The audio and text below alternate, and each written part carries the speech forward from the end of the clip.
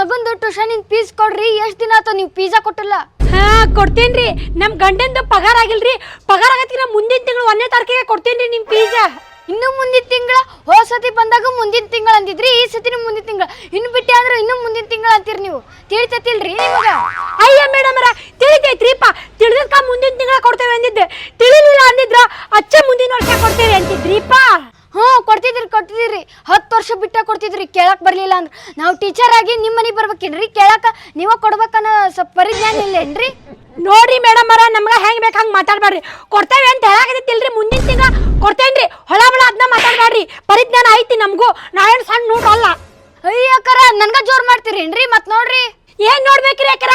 ಮರ್ಯಾದಿದ್ದ ಹೇಳೇನಿಲ್ರಿ ಮುಂದಿನ ತಿಂಗಳ ಕೊಡ್ತೇನೆ ಅಂತೇಳಿ. ನೀವು ಇಷ್ಟ ಆವಾಜ್ ಮಾಡೋದು ಸರಿ ಅಲ್ರಿ. ಕೊಡ್ತೇನೆ ಅಂದ್ರೆ ಕೊಡ್ತೇನ್ರಿ ನಾನು.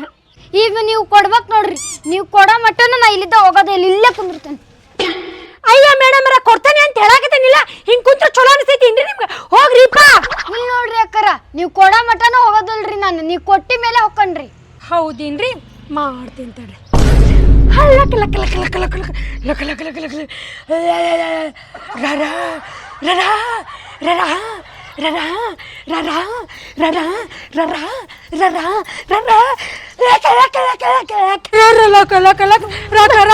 ನಿಮ್ದು ಪಿಜ್ಜಾ ಬೇಡ ಏನು ಬೇಡ್ರಿ ಅಕ್ಕರ.